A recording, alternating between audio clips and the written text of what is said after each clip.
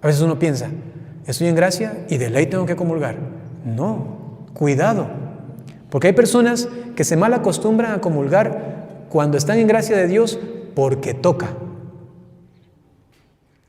Se desvinculan de la comunión espiritual, del sentido espiritual, y dicen, pues yo estoy en gracia de Dios, no he cometido ningún pecado grave, estoy en gracia, pues voy a comulgar. Y no ha hecho un acto profundo espiritual para poder recibirlo.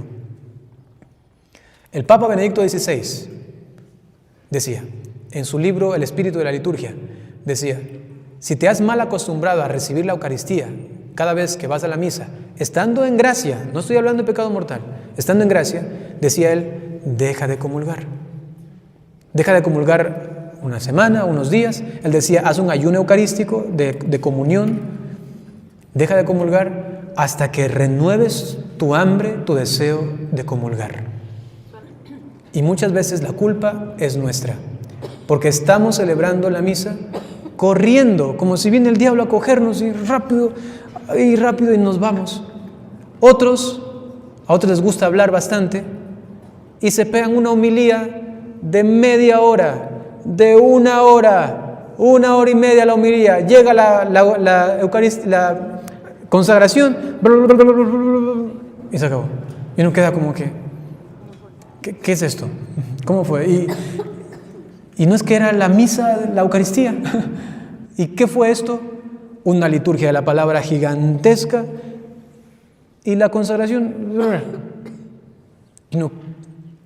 ¿Qué puede entender? ¿Qué entiendo de esto? A ver, ¿qué entiendo? Lo más importante es la predicación del sacerdote. Y entonces tenemos a un pueblo mal acostumbrado. Predica bonito, allá me voy. Mal acostumbrado. Por culpa de los sacerdotes también. Recordemos que la misa comenzó a normalizarse a principios del siglo IV, ¿sí? Ya en el siglo III, sobre todo en el IV, se generalizó la celebración de la misa diariamente. Ahora, les cuento algo para que también se den cuenta de cómo iba evolucionando todo esto. Al principio, en la iglesia primitiva, los sacerdotes no tenían un ritual universal. Ustedes se han dado cuenta que en la misa tenemos un libro grueso, rojo, ¿no? Que uno lo va cambiando y pone la cinta, y a veces se pierde el padre y está buscando por aquí, por acá, y encuentra, y ahí está. Ese es el misal romano. Hay algunas ediciones, pero no siempre fue así, que un misal lo tenían en esa parroquia y en la otra, no siempre fue así. Habían sacerdotes que sencillamente no había una liturgia, un rito específico con las oraciones y tenían que espontáneamente hacer las oraciones, ¿no? Entonces comenzaba la oración y terminaba normalmente por medio de tu Hijo, de tu siervo Jesucristo. Actualmente, en cambio, termina la oración diciendo, por nuestro Señor Jesucristo, tu Hijo, que vive y reina contigo en la unidad del Espíritu Santo y es Dios por los siglos de los siglos. Amén. Antes más se hacía alusión al siervo, en cuanto siervo doliente de Yahvé, ¿no? Y ha ido evolucionando, digo entonces, también estas formas litúrgicas. Luego se iban haciendo, pues, ya concretamente ritos, por ejemplo, ambrosiano, y que la liturgia luego iba a conservar esto, ciertas palabras, por ejemplo, que tenemos en la liturgia latina, como por ejemplo, ¿se acuerdan de algún término griego en la liturgia actualmente?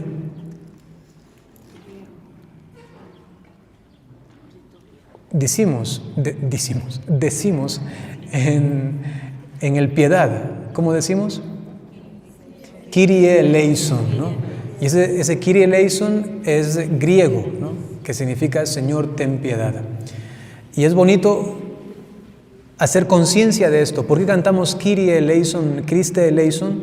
Porque nos estamos remontando a lo que se daba en los primeros cristianos en estas liturgias griegas, ¿no?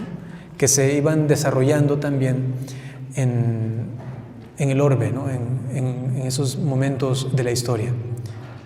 Sobre todo tenemos también textos o palabras en hebreo. Por ejemplo, aleluya, ¿no? Aleluya.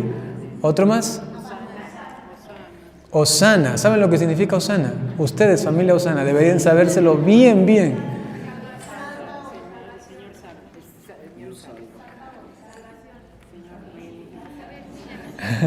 Sí, tiene que ver, pero digamos la etimología nos lleva a decir lo siguiente, ¿ya? Osana significa Dios ayúdanos, ¿no? Auxilio, es como un grito de auxilio, que fue desarrollándose, se fue evolucionando ese término,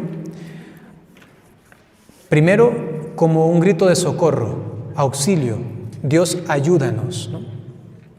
Pero luego, sobre todo después del exilio, vamos a ubicarnos por allá en el siglo VI antes de Cristo, ocurre que este término Osana comenzó a cambiar de significación y era más bien un grito sí de auxilio, pero en espera del Mesías, como hacerlo más concreto, y se comenzó a transformar como una especie de grito de júbilo.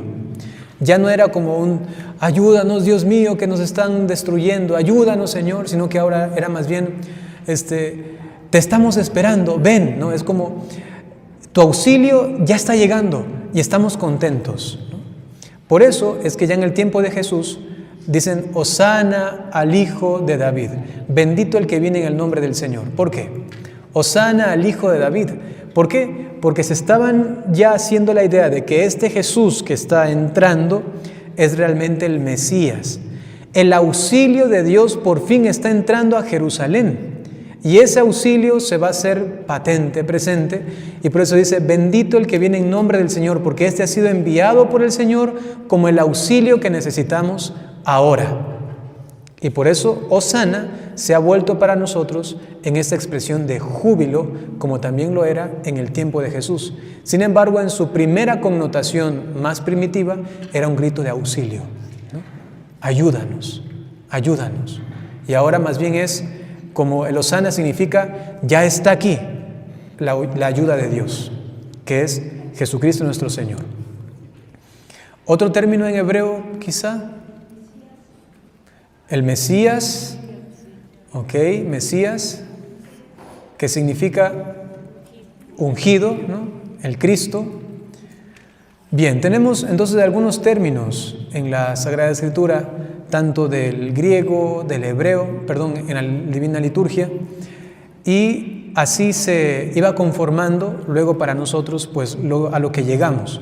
Pero para llegar a esto, repitamos, pues ha habido todo un desarrollo en diferentes zonas de ese punto geográfico, ¿no?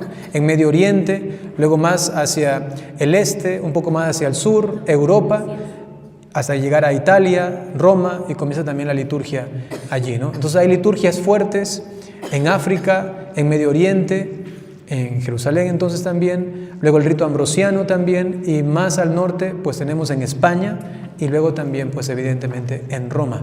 Y luego se ha ido esto fraguando. Es decir, que la liturgia que nosotros tenemos actualmente no siempre fue así.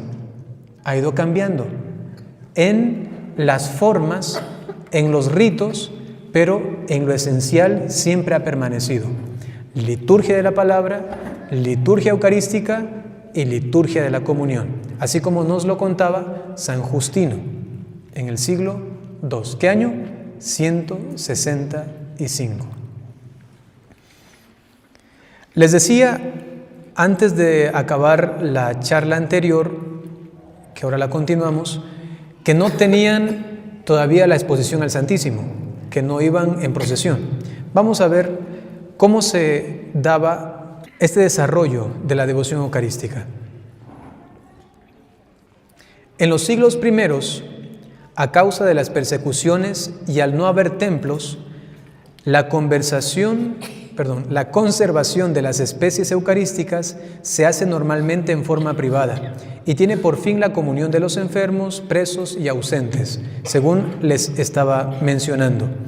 Y para enfatizar lo anterior dicho, ya que estábamos terminando, no lo amplié más, la Iglesia Católica dice que los ministros extraordinarios de la comunión pueden ser hábiles solamente en esas situaciones extraordinarias. Eso hay que tenerlo muy claro, ¿ya? Y sin embargo, es permitido. Al respecto de la comunión en la mano, yo no la aconsejo. Yo desaconsejo comulgar en la mano, siempre lo pido en la boca, por favor, y si es posible de rodillas. Ahora bien, hay situaciones en las que, por ejemplo, una parroquia ha sido instruida en esta forma de comulgar en la mano y la liturgia y el derecho de la Iglesia nos dice, los documentos de la Iglesia, que si alguien me pide la comunión en la mano, yo no se la puedo negar. A menos, continúa el texto, eso está en Redención y Sacramentum, continúa el texto, a menos que esto pueda ser motivo de sacrilegio, que pueda haber algún abuso contra la Eucaristía. Bien, entonces, si yo, por ejemplo, veo que la Eucaristía desprende fácilmente partículas, yo sé que si le voy a dar en la mano le va a quedar partículas. Y yo soy consciente de que la mayoría de personas no tiene conciencia de las partículas y solamente hace así y se va. Y se puede ir con partículas en las manos.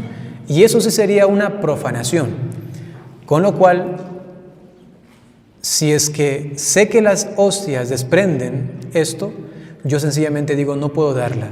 Y lo digo abiertamente a todos, no puedo porque estas hostias que hemos consagrado tienen muchas partículas. Hay otros lugares, yo lo he visto en Europa, yo he estado en Alemania, y allí las hostias son muy compactas, son muy firmes. Yo inclusive he hecho experimentos, saco y la echo así, así, así, y no caen partículas. Entonces digo, bueno, es aceptable. Sin embargo, yo les motivo a que comulguen en la boca y de rodillas.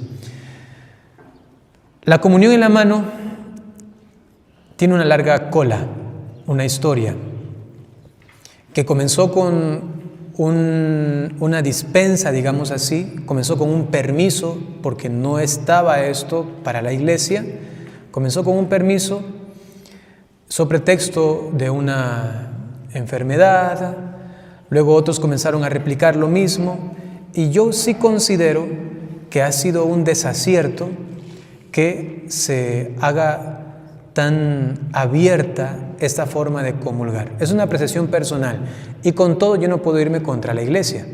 La Iglesia va cambiando, va adelantándose. Imagínense, si yo pienso ahora, mi mente de ahora se metiese allá en el siglo IV, digamos, y yo diría, pero ¿por qué no exponen el Santísimo? ¿No? Y me van a decir, ¿qué? ¿Qué es eso primero? ¿No? Entonces, a veces uno puede estar como adelantado en el tiempo o puede estar como atrasado en el tiempo. Para mí esto ha sido un desacierto. El Papa Francisco, Juan Pablo II, Benedicto XVI, siempre han recomendado la comunión en la boca, de rodillas. Cuando se han acercado a ellos siempre es en el reclinatorio y por obligación, si quieren comulgar con ellos, de rodilla y en la boca, ¿no? Entonces yo digo, siguiendo el ejemplo del Vaticano, de los papas, me cuesta, ¿no? Esto otro de la mano, está bien, si no hay motivo de sacrilegio, si no hay profanación, pues se le puede dar, ¿no? En el caso de que hay una sospecha, inmediatamente no. Santo Tomás de Aquino, de esto se valen en cambio otros que son muy, digamos así, negativamente tradicionalistas, pero negativamente, me refiero cuando es más que ser tradicional, es como una especie de ideología, ¿no? Solo por ideología. Y entonces ellos dicen, no, si recibes en la mano ya es un sacrilegio o es una profanación. Eso no lo dice la Iglesia. Si la Iglesia lo dijese, pues estaría aceptando un sacrilegio y una profanación y sería la Iglesia una iglesia sacrílega y profana. Evidentemente que no, pero por eso la misma Iglesia dice, si hay algún peligro de profanación, no se dé la comunión en la mano, ¿ya? Ustedes en sus parroquias, si son sacristanes, sacristanas, si tienen algo que ver con la liturgia, tomen en consideración las hostias. Fíjense, si son así de frágiles, ayuden un poquito. Antes de ponerlas en el copón o en la patena, límpienlas, ¿no? Eso es muy importante. Toman la hostia y la limpian, las manos bien lavadas y todo esto, limpian y la ponen allí que esté como bien firme, porque a veces yo he visto que toman, sacan de la bolsa y lo meten ahí, y ahí como caen, y ahí está, ya lo llevan al altar así. Y eso está llenísimo de partículas. El sacerdote, yo como sacerdote, tomo una y ya me quedan en las manos, en los dedos. ¿Qué dice el Concilio de Trento? Anatema sea aquel que niega la presencia real de Jesús en las partículas, ¿no? En las partículas. Y otra vez, disculpen que mencione esto, pero es bueno que lo sepan. Estaba en Alemania, en un convento carmelitano, estaban las hermanas allí, y yo, como siempre hago, celebro la misa, me reviso los dedos, y si tengo partículas, pues con el corporal lo pongo dentro del cáliz para luego purificar, y esto. Había celebrado ya unas 10 misas quizá, hasta que una hermanita, no sé, seguramente ellas por interno han estado conversando, se me acerca la hermanita y me dice, padre, no está bien que se purifique tanto los dedos, me dice así. Y yo dije, bueno, seguramente tendrá alguna razón. Y le dije, ¿por qué? Dice, sí, es usted así que se purifica, recuerde que ahí ya no está Jesús, me dijo así, ¿no? O sea, ustedes han de decir, ese padre, ¿dónde se anda metiendo? Que le pasa una cosa y otra cosa, que va a un congreso y que ni sé qué, y que va a un convento y que otra cosa. ¿Qué cosas, no? Yo no ando buscando lugares así, sinagogas de perdición o algo parecido. Estoy sencillamente en la misión y toca. Y entonces yo respiré fuerte y con el alemán que sabía en ese entonces le expliqué y me entendió. Era una monjita ya viejita y me dice, es cierto, me dice así, du hast recht, me dice así, tienes razón. Le decía, sí, dígame, ¿cómo usted puede saber? A ver, si la parto en la mitad, ¿ahí está o ya no está? Y si un octavo, ¿ahí está o ya no está? Y entonces sí, ¿y saben qué me dijo? Es que vino un obispo y nos dijo eso. Yo le decía, dígale al obispo lo que dice San Agustín, dígale al obispo lo que dice el concilio al respecto de esto. Y decía, sí es verdad. Ya le voy a decir a las hermanas, ¿no? O sea, yo decía, seguramente entre ellas estaban ahí que conversaban, este padre, ¿qué anda haciendo? Y que ni sé qué, ni sé cuánto. El cuchicheo, ¿no? Hay que tener cuidado. Y entonces, miren, también dentro de la iglesia existen estas cositas. Entonces enfaticemos en la presencia real en las partículas. Ayer acababa yo de exponer el Santísimo y lo primero que hice fue mirar el píxide, esta cosita como media luna, mirar el píxide porque ahí se pueden quedar partículas. ¿Y qué habían? Habían partículas. Entonces yo cogí y ya que no tenía el purificador ni nada al lado, ¿qué hago? Pues había comulgado recientemente, lo que hago es purificar, ¿no? Comulgar, ¿no? Pero a veces yo he ido a parroquias, este padre, ¿en qué parroquias anda? Yo he ido a parroquias donde tengo que exponer el Santísimo, tomo el píxide que está guardado en un cajón de ahí de la sacristía, lo veo y tiene partículas, ¿no? Y Jesús está, como lo veneras en el sagrario, ahí en ese cajón, al lado de una tijera, al lado de un vaso sucio y del aceite, ahí está. Hagamos conciencia de la real presencia de Jesús también en cada partícula. Por eso es importante llevar la patena cuando se está dando la comunión. En ese traslado del copón hasta la boca se ha caído. Y yo he visto cómo cuando está con la patena, cae en la patena. Y yo digo, este monaguillo no sabe la obra que ha hecho, ¿no? Porque ha rescatado a Jesús que se estaba cayendo y cae en la patena. Entonces los monaguillos tienen que estar bien instruidos para llevar siempre debajo, a donde vaya, aquí, acá. Hay monaguillos que están así. Ah. Cuando cae la partícula al suelo, uno tiene que recogerla, levantarla. Si se pierde, eso me pasó la semana pasada en una iglesia. Fui a la misa y no habían monaguillos, no había nada de la patena. Lo que yo siempre hago es con el mismo copón lo llevo, ¿no? Con el mismo copón, que si cae, cae en el copón. Pero ocurría que hay personas que no comulgan bien y hay personas que ponen las manos aquí, impiden que entre la patena, ¿no? Entonces yo a veces tengo que estar ahí peleando. Muevo las manos, como que, o sea, tiene las manos aquí, yo moviéndole así para que me dejen meter el copón o que el monaguillo meta la patena para que caigan las partículas de allí. Entonces hay señoras, señores que, y no, ellos lo ponen ahí, y no quieren que meta la patena. Aprendan a comulgar. Uno tiene que poner las manos, si quiere así, abajo, ¿no? Para que entre la patena y si caen las partículas, caigan allí. Entonces me ocurrió eso. Una señora estaba así, yo tuve que darle la comunión así de un lado y cuando le di, vi cómo cayó. ¡Pum! ¿No? Entonces yo ya más o menos vi, acabó la comunión y les dije, por favor, mandé a poner una cosa así alrededor, nadie puede pasar por aquí. Y entonces luego, con una toalla húmeda, ¿no? Se va y se limpia todo esto, se limpia, se pone en una bandeja, se toma todo esto, ¿no? Y luego se lava esto. El agua normalmente tiene que ir directamente a tierra, ¿no? ¿Para qué? Para que si está la partícula, pues se descomponga, ¿no? Y una vez que se corrompe o que se desintegra o que, si se dice así, se corrompe la naturaleza, la esencia, pues ya no hay presencia, porque ya no hay sustancia. En ese momento se disuelve. Se deja un día, 2 días, dependiendo si es algo muy grande, un pedazo muy grande de hostia, por ejemplo, a veces lo pone en un frasquito, se lo lleva al sagrario y ahí se lo deja unos días hasta que se disuelva. Y luego, antes había, si no me equivoco, se llama el sacrarium en las iglesias, donde había en la sacristía una tubería que iba directamente al medio de la tierra. Entonces se lanzaba por allí y esto iba toda el agua al medio de la tierra para que la tierra, pues, lo absorba y ya no haya presencia, ¿no? Entonces esa es la forma como se ha hecho normalmente.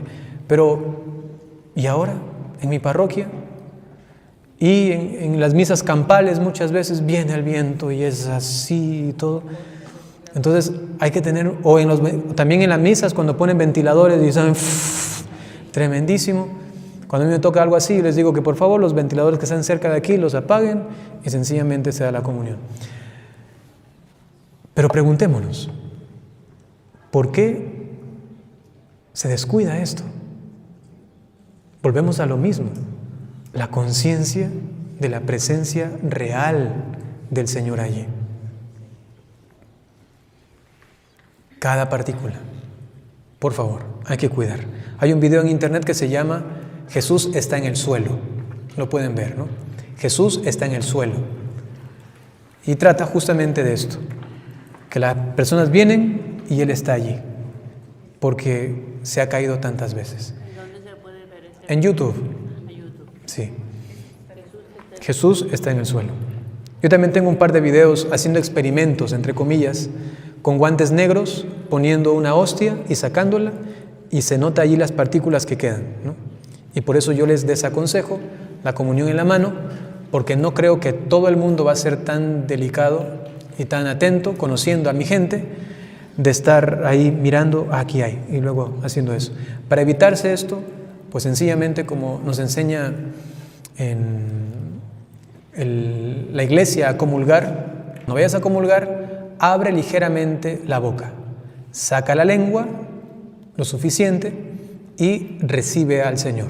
Hay personas que no abren suficientemente la boca, y entonces es difícil, ¿no? Porque solo hacen así como...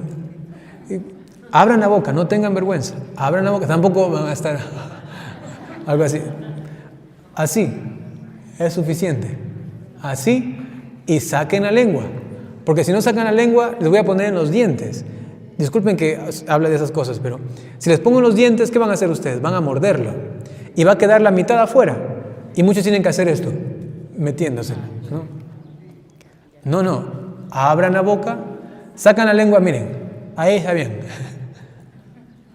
Es suficiente. Ahí el sacerdote tranquilamente puede depositar la hostia, la sagrada forma. Ahí es suficiente. Así no es necesario. ¿Tiene que hincarse uno? Es opcional. Es un momento que la liturgia lo pone como de manera individual. Entonces, si va a recibir de pie, uno anterior o dos anterior, hace uno genuflexión y lo recibe de pie. Si es que quiere recibirlo de rodillas, no hace genuflexión antes, sino ya cuando está delante del sacerdote, se pone de rodillas. Así es la forma. Pero si va a recibirlo de pie, uno o dos antes, se tiene que hacer genuflexión, ¿no? Eso manda la liturgia. Y entonces recibirlo, algunos dicen, no se lo puede masticar, ¿no? ¿He escuchado esto? Esto puede ser una recomendación, no lo mastiquen, solamente lo tragan. Puede ser una recomendación, pero no es que sea un pecado. Yo escuché por ahí a un padre que decía, si lo muerdes, estás mordiendo a Jesús, y eso es un pecado, ¿no? Y entonces, no, eso no está bien, eso no está bien. Es más, cuando Jesús habla de comerlo, Él utiliza el término triturar, ¿no? Es decir, morderlo, porque hay que experimentar alimento. No es otra cosa, no me voy a inventar nada. No es otra cosa sino alimento, y el alimento se come, ¿no? Entonces hay que comerlo. Actualmente las hostias son bien chiquitas y delgaditas. Antes eran un poco más grandes. Entonces uno sentía que comía el pan porque era más grande. Por la conciencia de las partículas, por la conciencia del trato al Señor, pues entonces actualmente se hace de esta manera para que sea más práctico, ¿no? Entonces, ¿se comulga? ¿Uno puede morder? Sí puede. ¿Les recomiendo? No. Sí, pero si toca, a mí como sacerdote de ley me toca morder porque es más grande, ¿no? Si ustedes no quieren, pues sencillamente lo pasan y todo, pero no es que está mal morderlo, ¿ya? Si se les queda pegado arriba, el mismo Papa dice, si se les queda pegado arriba, pues no se metan los dedos, evidentemente, y esperar, o con la lengua ligeramente bajarlo y comerlo. Hay por ahí supersticiones que dicen, si se te queda pegado arriba en el paladar, es que estás en pecado, ¿no? Es que eres malo, ¿no? Y comienzan a sacar sus cosas, ¿no? Tengan cuidado, tampoco caigan en esas supersticiones que son pecado, ¿sí? Bien, cuidar entonces de las partículas.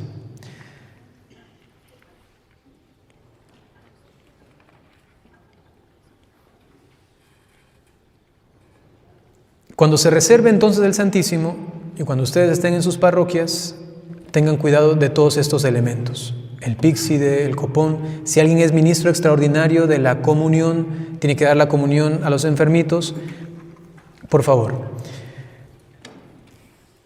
Purifique llaman relicario aquí, el relicario, el que llevan, ¿sí? Purifíquenlo.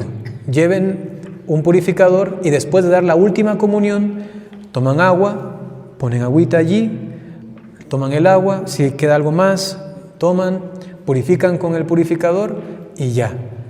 Hay ministros extraordinarios de la comunión que se llevan a Jesús a su casa. ¿Saben por qué? Porque no purifican. Solamente dieron la última y cerraron eso y se lo metieron al bolsillo. Y ahí está Jesús porque no has purificado todavía. Ahí está presente. Y piensan, como no está la grande, entonces ya no está, ¿no? Y eso es grave. Padre, yo tengo una pregunta. Cuando un niño es especial, solamente se le puede dar la comunión a una persona que tenga por lo menos la suficiente conciencia de que si no es nada consciente, no, pero si tiene cierta conciencia, hay personas que vienen con síndrome de Down y que tienen cierta conciencia, tranquilamente se les da, ¿no? ¿Sí? Entonces yo conozco también a otra que tiene parálisis, que no puede hablar, solamente puede mover la mano derecha, un poco la cabeza, pero ella entiende claramente, ¿no? Y entonces a ella se le da la comunión tranquilamente, ¿no? Porque tienen la conciencia suficiente, ¿sí? Esa era la pregunta, ¿verdad? Ok. Tengan cuidado los ministros extraordinarios, por favor, purifiquen. Eso sí es el pan de cada día, lamentablemente, que no lo hacen, Y a veces ni siquiera se revisan los dedos. Dan la comunión y ya. No se purifican los dedos. Dice la liturgia que después de dar la comunión el ministro extraordinario tiene que purificarse los dedos. ¿Han visto a los ministros haciendo esto? Yo he asistido a veces, he estado por ahí mirando y no veo eso.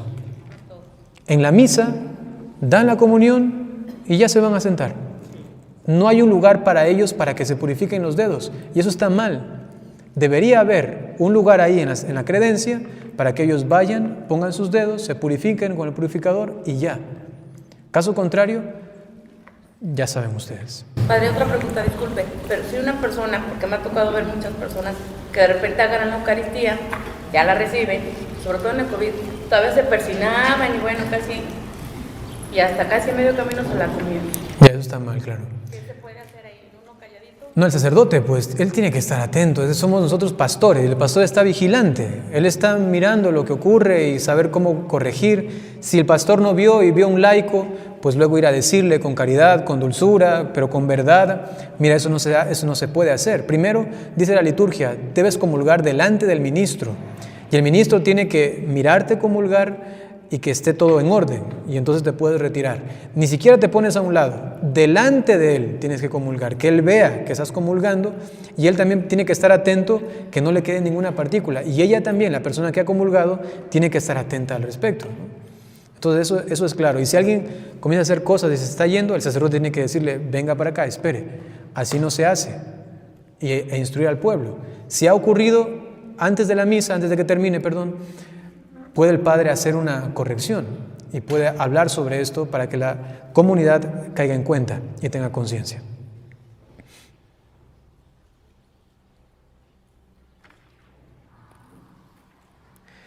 La devoción antigua a la Eucaristía lleva en algunos momentos y lugares a celebrarla en un solo día varias veces.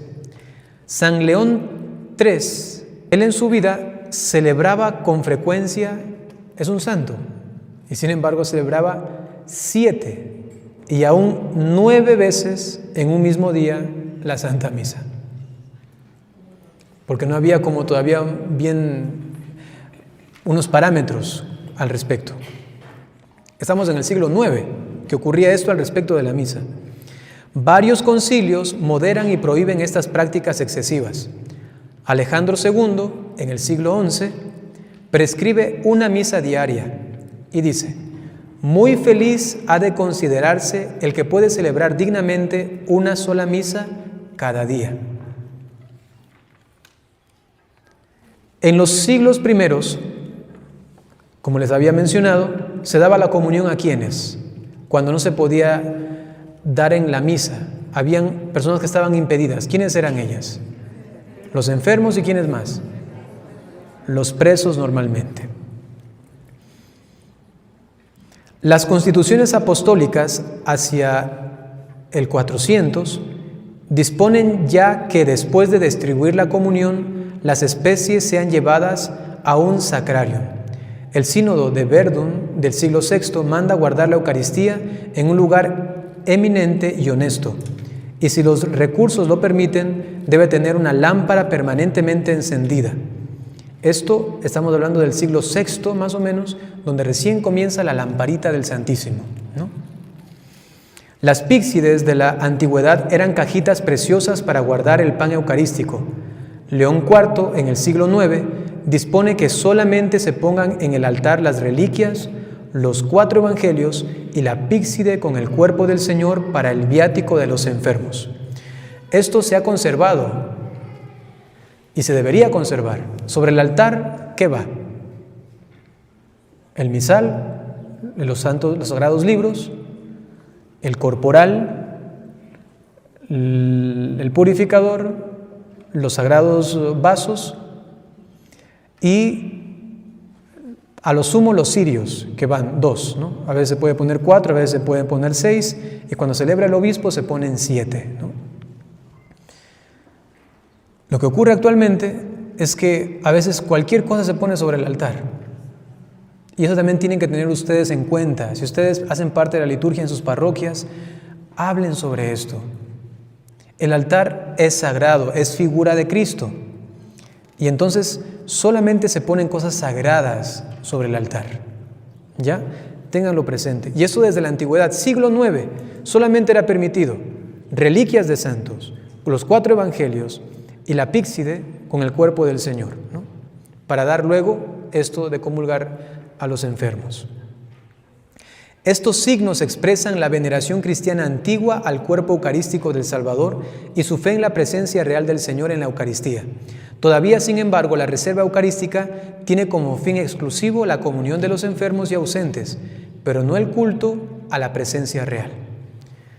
Antes de comenzar a adorar a Jesús en el Santísimo o algo parecido, comenzaron a darse expresiones dentro de la misa de adoración, de culto.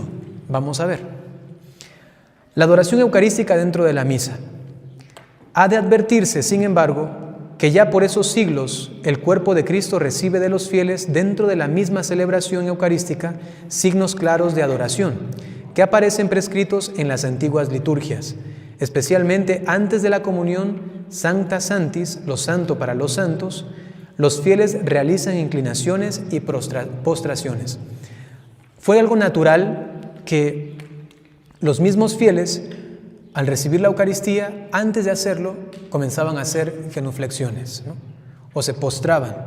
No era parte de la liturgia, era el sentido de fe del pueblo. San Agustín decía, lo que yo les mencionaba antes, nadie coma de este cuerpo si primero no lo adora, añadiendo que no solo no pecamos adorándolo, sino que pecamos no adorándolo. Por otra parte, la elevación de la hostia, esto que el sacerdote toma ya consagrada y la eleva, y más tarde también la del cáliz, después de la consagración, suscita también la adoración interior y exterior de los fieles. Hacia el año 1210 lo prescribe el obispo de París. O sea, hay un rastro histórico de allá en el siglo XIII, a inicios, que un obispo dice que se haga adoración interior y exterior en el momento de elevar la hostia. Y aquí les explico esto. La liturgia actual nos dice que cuando el sacerdote consagra el pan y lo eleva, en ese momento, prescribe la liturgia, los fieles tienen que adorarlo. No solamente no pecas adorándolo, sino que pecas si no lo adoras, ¿no? Entonces hay que adorarlo. El sacerdote lo toma allí, lo pone. No dice cuánto tiempo, así que a veces yo me quedo un ratito más para que lo adoren, ¿no? Ojalá que lo estén adorando. Yo pienso en mi interior, seguramente hay alguien que lo está adorando, ojalá que todos. No les voy a quitar este momento, ya un ratito más, ya un ratito más, ya ahorita, no, un ratito más. Adoren, para que lo adoren, es para ustedes, es el momento de ustedes. Lo pongo allí y entonces prescribir la liturgia que ahí llega mi momento, ¿no? Entonces ahora yo soy el que lo adoro y yo hago la genuflexión y uno se queda ahí un rato también, el tiempo que quiera, pues adorando. Hay que hacer genuflexión para adorar. Lo mismo ocurre con el cáliz y el sacerdote hace la genuflexión. Padre, ¿usted ha notado que la actitud del sacerdote al hacer esa parte de la consagración tiene que ver con lo que transmite hacia los fieles en el sentido de fe, en el sentido de entrega? Porque hay unos sacerdotes que lo hacen muy rápido, ¿no? Ya. Bien. Respondo a esto de la siguiente manera. ¿Ustedes a qué van a la misa? ¿A qué van a misa?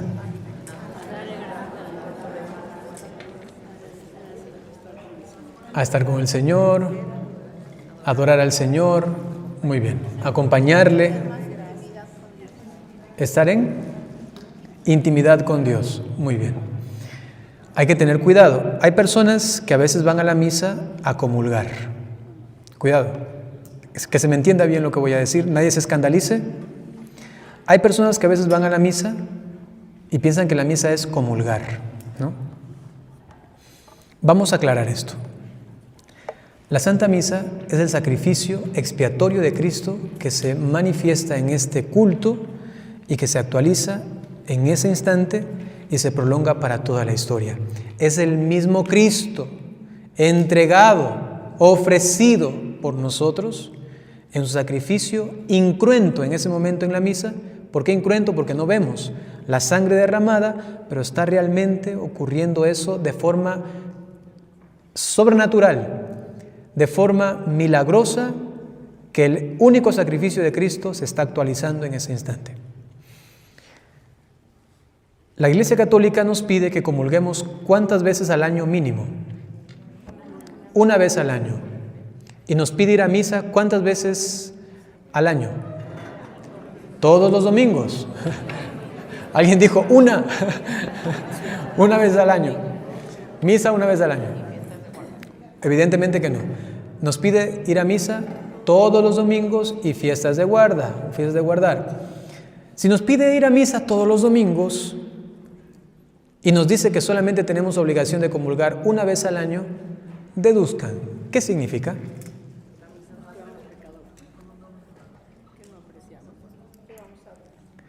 Escuchen, eso es muy importante para que puedan vivir bien la misa. Atención a esto.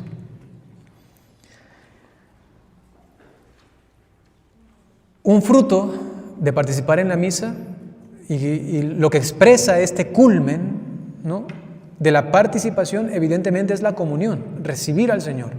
Los últimos papas han insistido en la comunión frecuente y esto es maravilloso. También les pido que si pueden, comulguen todos los días. Sin embargo, a la misa sobre todo vamos a unirnos al sacrificio expiatorio de Cristo. Si se te pasa eso por alto y tú solamente esperabas la comunión y pensaste, esto es lo más grande, la comunión, algo está fallando. Y quizá todavía no entiendes qué es la misa. La misa es esta experiencia de Cristo sacrificándose por ti y por mí en amor, en un misterio de amor sobre este altar que redime. Y por eso es que oramos por todos, por vivos y difuntos, por los niños, por los ancianos, por el Papa, por el que no cree, por todos. Porque se está dando allí Cristo mismo. Yo les voy a contar algo, aquí en Chiquis otra vez. Muchas veces que yo voy a misiones, voy así por ahí, me ha pasado unas 3 que 4 veces que se me acerca alguien y me dice, Padre,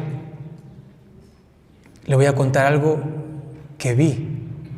Y yo, a ver, ahorita ya estoy como un poquito acostumbrado, ¿no? De que me digan, a ver, sí, ya sé. ¿Qué? Y me dice, cuando usted tenía las manos así, yo veía cómo estaban traspasadas y caía sangre, me decía así. Y yo, eso es lo que pasa en la misa. Eso es lo que pasa, solo que no lo vemos. Un par de veces, con cosas parecidas, otra me decía que veía que caía sobre el cáliz, ¿no?, la sangre, así como que Jesús se hacía como pequeño, algo así, y como que se metía, ¿no?, en el pan, algo parecido. Y yo le decía, pero eso no es nada extraordinario, es lo que siempre pasa. Y ella como que se sorprendía de que yo no me sorprendía de lo que ella se había sorprendido. Se sorprendía de que... Y le decía, pero eso es lo que siempre pasa, tranquilo, eso es lo que siempre pasa. Guárdalo en tu corazón, bendito Dios.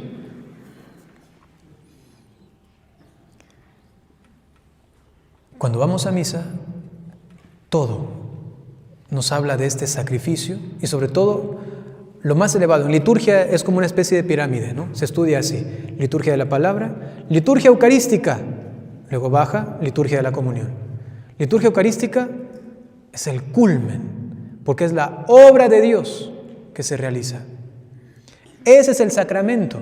Inclusive si tú no comulgas, ¿se da el sacramento o no se da el sacramento? Sí se da el sacramento.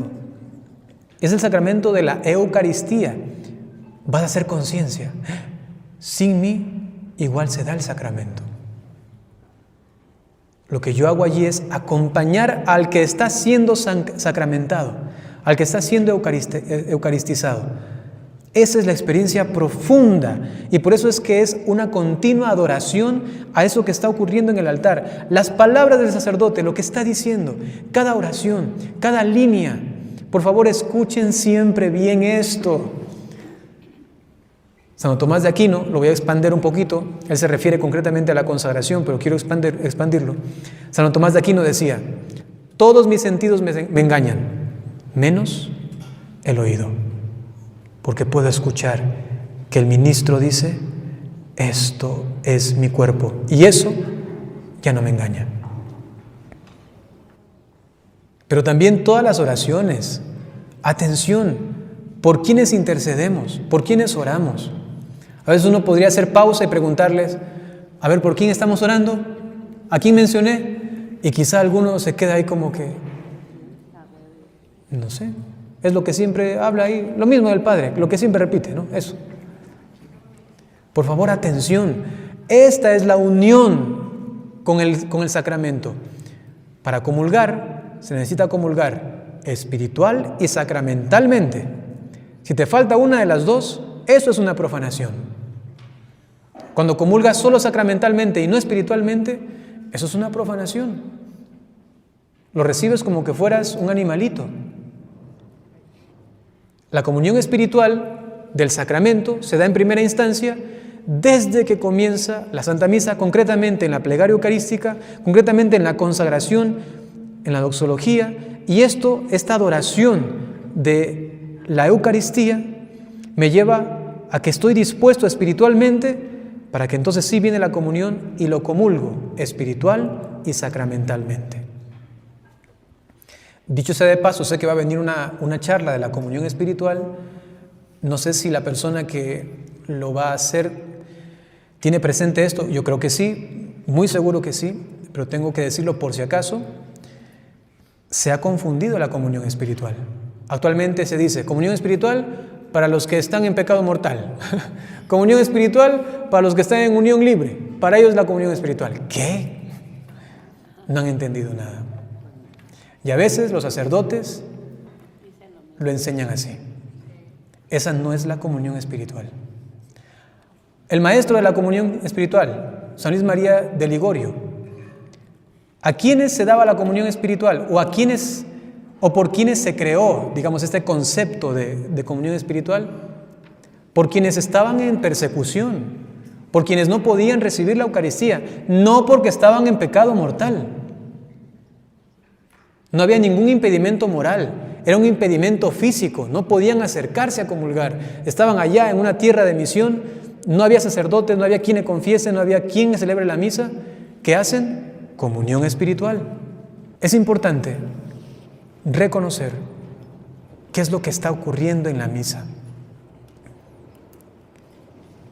Cuando voy a comulgar, entonces, soy consciente no solamente del momento de la comunión, sino de cada cosita que está pasando. Y así será realmente comunión espiritual y sacramental. Para afinar un poquito lo que les decía antes de la comunión espiritual, fíjense que esta comunión, dice Santo Tomás de Aquino, es la comunión con el sacramento. ¿Quién hace comunión espiritual? El que puede comulgar el sacramento. Entonces, esta persona dice: ahora no puedo comulgar, escucho las campanas, me pongo de rodillas, estoy muy lejos, ya no llegué a la misa, me pongo de rodillas y hago la comunión espiritual. Y comulga el sacramento. Los santos dicen: la comunión espiritual tiene los mismos efectos de la comunión espiritual y sacramental. Los mismos frutos. Eso no me lo estoy inventando yo. Los mismos frutos. Lean al respecto de la comunión espiritual si desean, por favor. Profundicen al respecto de esto. Tienen los mismos frutos. Y por eso es que en pandemia a mí me decían: Padre, el Padre solamente está dando la comunión en la mano y yo no quiero recibir en la mano. Le decía: bueno, no tienes ningún impedimento, si no tienes ninguna cuestión allí que te impida comulgar en la mano, comúlgalo, no es sacrilegio. Pero si tienes una objeción de conciencia, no lo comulgues. Sacramentalmente, te quedas de rodillas y comulgas espiritualmente. Puedes hacerlo. Es más, no estás obligado a comulgar en cada misa, aunque estés en gracia. A veces uno piensa: estoy en gracia y de ley tengo que comulgar. No. Cuidado, porque hay personas que se mal acostumbran a comulgar cuando están en gracia de Dios porque toca. Se desvinculan de la comunión espiritual, del sentido espiritual, y dicen, pues yo estoy en gracia de Dios, no he cometido ningún pecado grave, estoy en gracia, pues voy a comulgar. Y no ha hecho un acto profundo espiritual para poder recibirlo. El Papa Benedicto XVI decía, en su libro El espíritu de la liturgia, decía, si te has mal acostumbrado a recibir la Eucaristía cada vez que vas a la misa, estando en gracia, no estoy hablando de pecado mortal, estando en gracia, decía él, deja de comulgar. Deja de comulgar una semana, unos días. Él decía, haz un ayuno eucarístico de comunión. Deja de comulgar hasta que renueves tu hambre, tu deseo de comulgar. Claro, para poder comulgar luego convenientemente, profundamente, y no hacerlo solamente porque toca. Hay que tener cuidado con eso, mucho cuidado. Hay que disponernos espiritualmente para hacerlo. ¿Y cómo lo hacemos? Uniéndonos al sacrificio, a lo que está ocurriendo en el altar, ¿sí? Y ahí entienden por qué les decía yo antes esto. Les decía, ¿cuántas veces tenemos que ir a misa? Pues todos los domingos y en fiesta de guardar. Pero ¿cuántas veces tenemos que comulgar por obligación de parte de la iglesia? Una. La iglesia nos da la libertad. Si deseas, comulgas. Si deseas, no. Estando en gracia, me estoy refiriendo. Estando en gracia. Porque puede ser que alguien no esté suficientemente preparado, que llegó a la misa, estuvo allí, se distrajo, no escuchó bien el evangelio, mientras estaba ahí se acordó de un problema que tiene y ya viene la comunión y dice, como estoy en gracia, paso a comulgar. No, espérate, que puedes estar en gracia pero no puedes estar preparada espiritualmente. Entonces, no pases. Porque a veces uno piensa, voy a misa a comulgar. Hay que tener cuidado con ese pensamiento.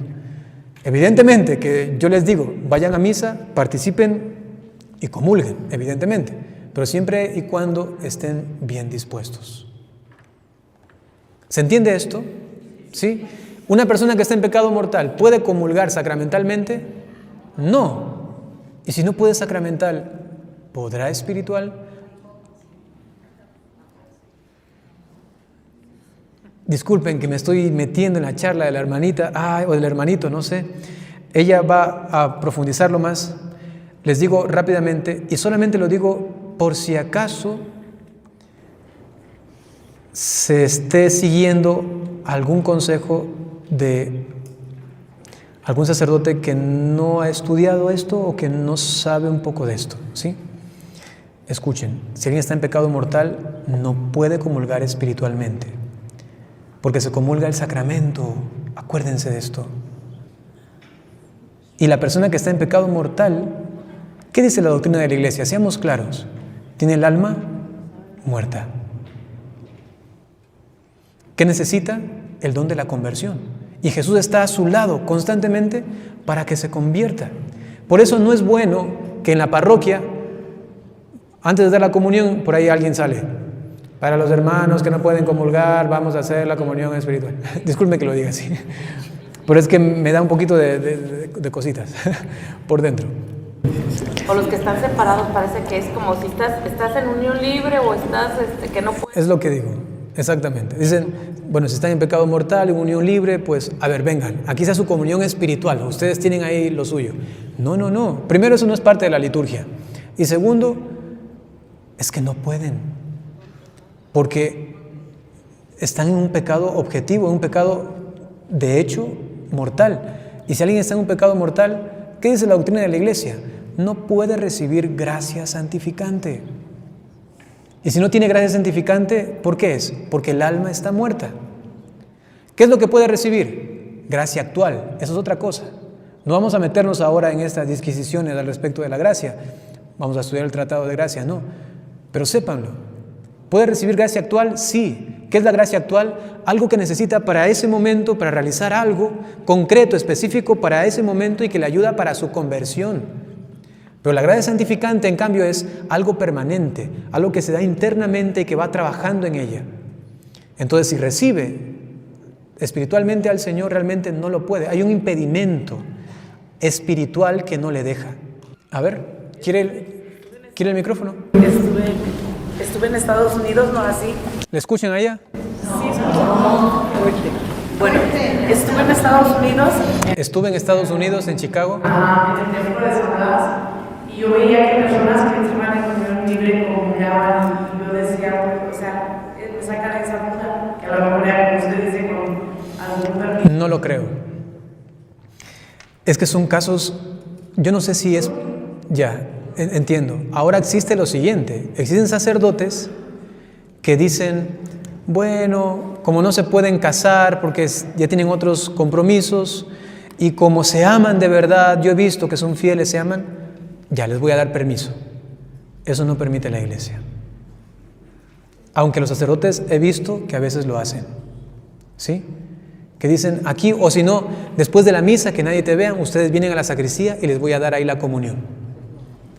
Eso no está permitido por la iglesia, ¿sí? No es suficiente que se amen. No es suficiente. Hay una cuestión espiritual que impide, y es que ese hombre le pertenece a otra mujer, o esa mujer le pertenece a otro hombre. Y cuando tú entras en el santuario de ese hombre o de esa mujer que no te pertenece, lo estás profanando. ¿Qué es el matrimonio? La declaración de bendición de que un hombre y una mujer tienen permiso de que se hagan un solo templo, una sola carne, de que entre a su templo el otro. Cuando no hay permiso, ¿qué pasa cuando alguien que no debe entra en un lugar sagrado? Es una profanación.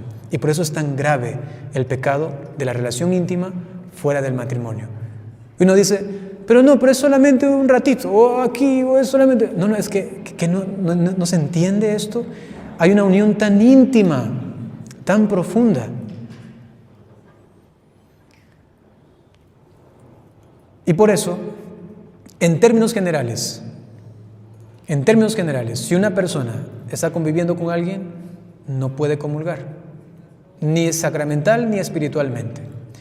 ¿Habrá algún caso hipotético con el que haya un hombre o una mujer que esté luchando continuamente y si cae es porque casi que el otro le dijo, pero verás que te voy a dejar, pero verás que ni sé qué, ni sé cuánto, y ella... Y puede ser que esté completamente arrepentida, con dolor y todo eso, solamente Dios sabe. Ahí esta mujer, hasta sin saberlo probablemente, o si tiene ahí este deseo, o un sacerdote le dice, bueno, haz la comunión espiritual, si es que Dios ve que subjetivamente no estás en pecado mortal, Él vendrá. Si es que no va a venir. Si estás en pecado mortal, no. ¿Y qué es lo que vas a hacer? Ora por tu conversión. ¿Qué se debería hacer en un templo cuando está una persona? Hay personas que no pueden comulgar. No, para los que no pueden comulgar vamos a hacer la comunión espiritual, sino que se debería decir, si se quiere algo de pastoral en la liturgia, se debería decir, para las personas que no pueden comulgar, vamos a pedir al Señor el don de la conversión.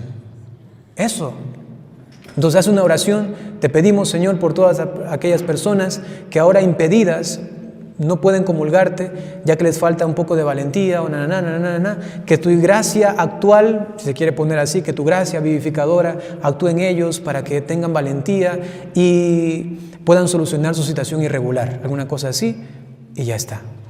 Y por último, si quieren hasta decir, y si es que en alguno de ellos tú puedes, Señor, entrar, pues ellos se disponen a recibirte. Porque puede ser que exista ese caso hipotético en el que una mujer o un hombre está totalmente arrepentido y que realmente no quiere volver a hacerlo y que podría, porque se ha arrepentido perfectamente. ¿Sí? ¿Se entiende esto? No es tan fácil de comprender y por eso los pastores, los sacerdotes, tienen que tener una conciencia moral y espiritual, teológica, también al respecto de esto. Disculpen que me metí mucho en esto de la comunión espiritual, no sé qué hermanito, hermanita es, lo van a escuchar otra vez para que les quede bien claro cuando le toque a él o a ella.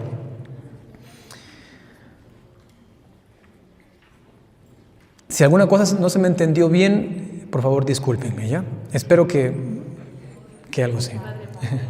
Ok.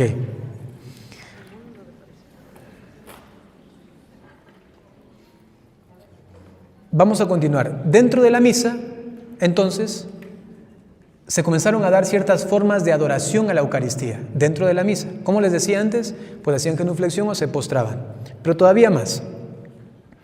Por otra parte, el Papa Pío X, esto ya adelantándonos bastante, en el siglo XX, en 1906,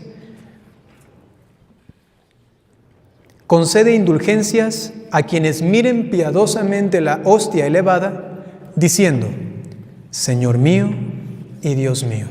¿Han escuchado esto? El sacerdote eleva y dice: Señor mío y Dios mío, Señor mío y Dios mío. El Papa Pío X dio indulgencia a aquel que mirando dice: Señor mío y Dios mío. Pero les tengo que decir algo. Hubo una reforma de indulgencias. Y ya no todas las indulgencias que ustedes ven por todos lados son válidas. Sí, hubo una reducción. Y por ejemplo, yo, ¿dónde fue que vi esto? En el santuario de Zapopan, ¿no? Allí había una imagen, no, un texto donde al final decía que se pueden conseguir 200 indulgencias, ¿no? Entonces sépanlo, que hay indulgencias que ya no están hábiles. Hubo una reforma al respecto de la reducción de indulgencias plenarias porque se quería como delimitar esto, ¿no? Porque para hacer indulgencia, y eso es lo que ocurre, para que haya indulgencia plenaria hay una disposición interior de ni siquiera querer pecar venialmente. Y a veces las personas dicen: bueno, como hice la práctica, oré por el Santo Padre, me comulgué, confesé, listo, ya conseguí una indulgencia plenaria y me la aplico a mí, listo, ya si me muero ahorita no paso por el purgatorio. No es así de fácil. La indulgencia plenaria necesita interiormente que la persona tenga una detestación al pecado a tal punto de que no quiera ni siquiera pecar venialmente. Si hay eso en el corazón, pues es que estás en un grado muy grande de santidad. Y por eso no es tan fácil y por eso no es tan difícil a la vez, pues, ganar una indulgencia plenaria. Y la Iglesia lo que ha hecho es delimitar esto para que la gente no vaya diciendo por ahí: yo ya tengo indulgencia plenaria hoy día, y mañana tengo otra, y mañana otra, como que fuera así de fácil, ¿no? Hay que prepararse, disponerse mucho para ganar una indulgencia plenaria. No es solamente realizar las prácticas exteriores. Lo más importante interiormente es esto, de tener claramente en tu corazón, en tu intención, en tu rectitud de conciencia: no quiero volver a pecar ni siquiera venialmente nunca más en mi vida, pero nunca. Primero morirme antes que pecar venialmente. Si tienes eso en tu corazón, te vas a ganar una indulgencia plenaria. Por fin.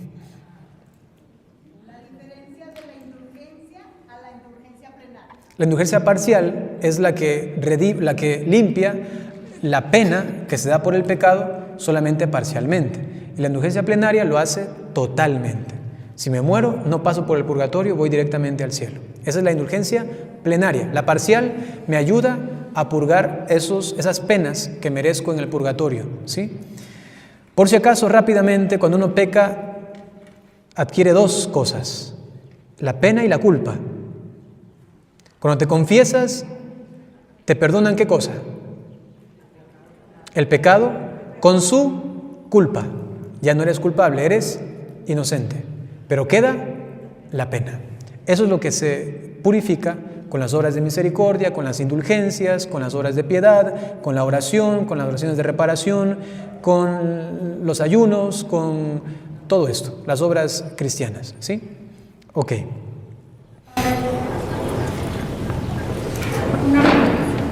¿Qué tipo de modernidad se puede aplicar con los jóvenes hoy en día que escuchan la música muy moderna? Tengo nietos de secundaria, se portan bien, son buenos personas, pero usan ese tipo de música que habla sexualmente de todo. ¿Ellos pueden comulgar o no? Depende. Ya la pregunta ha sido que si un joven escucha música del mundo, ¿puede comulgar o no puede comulgar? Entonces depende, porque depende de la gravedad de la música y del consentimiento que tenga él de esa música, ¿sí? Entonces, si consiente, por ejemplo, el lenguaje sexual, lo lleva a su corazón y lo acepta, entonces podría ser que esté en un pecado mortal y ahí no pudiese comulgar. Si escucha otras canciones que no son tan sexuales, digamos así, o eróticas, o que quizá o que escuchó porque los amigos escuchan, pero no consiente eso, dice, yo solo escucho, pero yo no acepto eso, ¿no? Puede ser que esté en un pecado solamente venial y entonces pudiese comulgar. Una persona que está casada por la iglesia y se divorcia, ¿puede comulgar? Una persona que está casada por la iglesia se separa físicamente de su cónyuge, esa persona, si no le es infiel, puede comulgar. Esa persona, si fue el motivo de la separación, debe confesarse y entonces puede comulgar. ¿Sí? Básicamente sería esto. La última pregunta. Bueno, en un libro con licencia eclesiástica de la iglesia, dice que es gran indulgencia estando ante el Santísimo y rezando el Santo Rosario. Exacto, hay indulgencia. Esa está vigente. Está vigente. El rosario en comunidad o delante del Santísimo sigue vigente como indulgencia plenaria. Ahora sí, la última. Cuando una persona es ministro de la comunión y el padre que está en la parroquia por quien su hijo fue mandado a ser ministro, lo pone a uno a hacer para liturgias, ¿eso está bien o está mal? La liturgia de la palabra y de la comunión en ausencia del sacerdote se refiere. Sí, a veces le llaman paraliturgia, realmente no sé de dónde proviene el término, pero el término específico es liturgia de la palabra y de la comunión en ausencia del sacerdote. Existe todo un folleto del Vaticano donde explica en qué circunstancias puede hacerlo. ¿Cuándo puede hacerlo? Solamente es el domingo. Es en ausencia del sacerdote en la celebración dominical. Y ahí puede hacerlo, sí puede hacerlo siguiendo la normativa del Vaticano. Ahorita no voy a explicarlo. Si alguien desea, pues escriba a mi WhatsApp público pidiendo esto y se le envía, ¿sí? Si es que entre semana sería la dominical para una comunidad, ahí podría ser. Si es que no, no es solamente dominical en ausencia del sacerdote, ¿sí? Por lo menos eso es lo que dice la liturgia, ¿no? Lo que dice inclusive este documento, que ahora no lo tengo en la mano, pero les puedo asegurar, ¿no? Que es para los domingos, ¿no? Lo otro, hermanita, hola. Lo otro, que si le manda a celebrar entre semana, allí habría que ver qué es lo que el obispo ha dicho, o la conferencia episcopal. Si es que ellos han dicho, bueno, por pastoral vamos a utilizar eso de acá, pero el Vaticano no lo ha dicho, ¿no? Ahí entran en situaciones pastorales que a mí me dejan a veces un poquito que desear. Por ejemplo, ¿cuántas veces puede el sacerdote celebrar la misa entre semana? Solo una vez. Y con permiso del obispo, 2 veces. ¿Y si es un santuario, padre? Igualmente. El domingo, ¿cuántas veces? 2 veces. Y con permiso del obispo, 3 veces. Y no más. Y entonces otra vez entra lo que les digo de la pastoral. Entonces dice el obispo, dicen los sacerdotes, pero no, pues tengo tantas comunidades, voy a celebrar 5 veces, 6 veces, 7 veces. Eso va en contra del Código de Derecho Canónico, va en contra de lo que permite la Iglesia. Por gracia de Dios, mi obispo es bien católico. Perdón que diga esto. Mi obispo es bien católico y dice, por favor, los sacerdotes de mi diócesis no celebren más de 3 misas el domingo. Es que a veces luego todo lo reducimos a la misa y pensamos que la evangelización es la misa. La misa es el culmen. Tenemos una comunidad que ni siquiera sabe cómo celebrar la misa y estamos celebrando misas y dando misas por aquí, por allá y por allá. Saquemos el jugo a las liturgias que tenemos en la iglesia. Por ejemplo, si yo fuera párroco, yo no lo soy, pero si en un momento yo fuera párroco, lo que haría es, si tengo 5 comunidades que visitar el domingo, en 3 celebro misa y en las otras 2 puedo hacer una liturgia de reconciliación, por ejemplo, o una exposición al Santísimo bien bonita en esa comunidad, y la próxima semana, en esa comunidad que no hubo misa, celebro la liturgia de reconciliación o la Eucaristía, la adoración al Santísimo, y en la otra que no hubo, la Santa Misa. Ir rotando de tal manera, porque hay que tener mucho cuidado. ¿Por qué los sacerdotes celebramos la misa tan rápido, como si fuera cualquier cosa, sin devoción? Y ahora voy a responder lo que usted me comentaba, que no respondí. Y ahora, la liturgia es pedagogía, es una escuela. Si uno va a misa y el sacerdote celebra bien la misa, uno siente que va entendiendo todo, en qué momento se encuentra, la forma a veces de pronunciar, de decir las cosas, de tocarlo al Señor, de adorarlo, de moverse, cada cosa. La liturgia tiene en sí misma una forma de pedagogía al pueblo de Dios. ¿Cómo entendían antiguamente los santos misterios? Si se rezaba en latín, ¿no?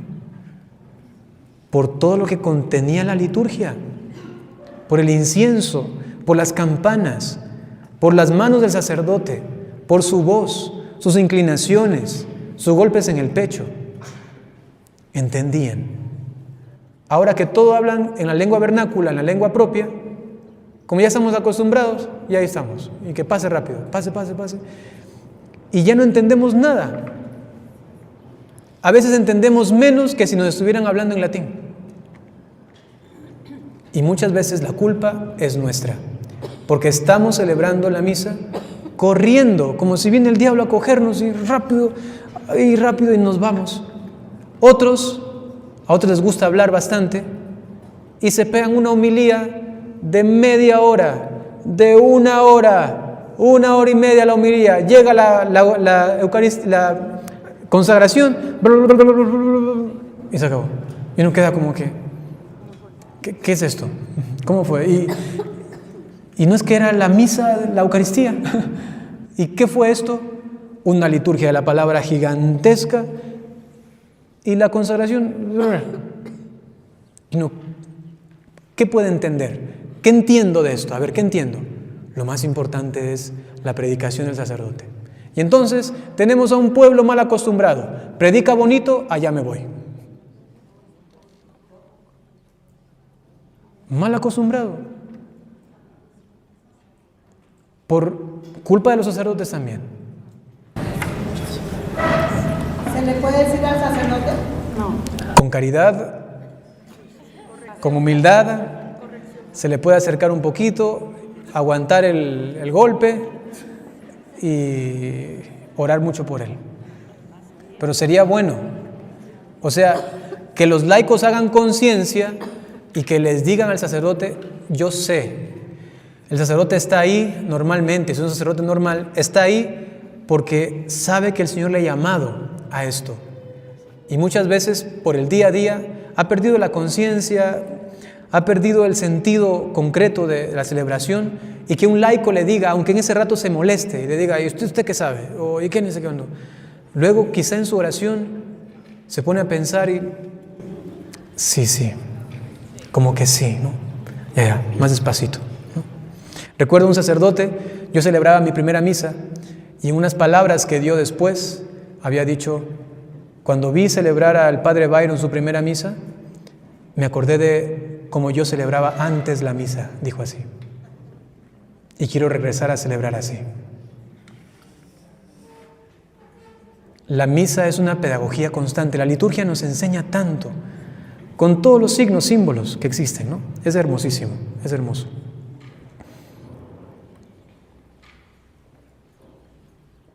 Entonces, en este Señor mío y Dios mío, el sacerdote levanta y dice: Señor mío y Dios mío. Hablamos de las indulgencias. Actualmente esta indulgencia no se encuentra prescrita, ¿sí? Y en la liturgia de la misa de rito latino nuestro no está prescrito que digamos Señor mío y Dios mío. Si somos estrictos, no debería decirse. Aun cuando hay un hecho histórico bonito, que el Papa hasta decía, les doy indulgencia si hacen esto, para acrecentar la devoción eucarística, sin embargo, actualmente no prescribe la liturgia y no se debería hacer, ¿sí? Alguno está desilusionado por ahí, ay, pero yo quisiera. Yo respeto muchísimo y ni siquiera les digo no lo hagan. Respeto mucho porque sé que hay toda una tradición allí con el Papa y entonces, bueno. Sin embargo, sí, no hace parte actualmente. Ahora se adora en silencio, ¿no? Es lo que dice la liturgia actualmente. Vamos a ver, las primeras manifestaciones del culto a la Eucaristía ahora fuera de la misa, ¿sí? Fuera de la misa. La adoración de Cristo en la misma celebración del sacrificio eucarístico es vivida, como hemos dicho, desde el principio.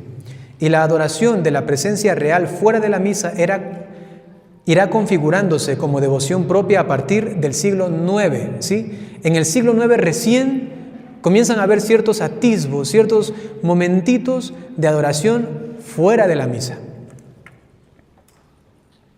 Con ocasión de las controversias eucarísticas, sujétense, que lo que viene ahora es fuerte.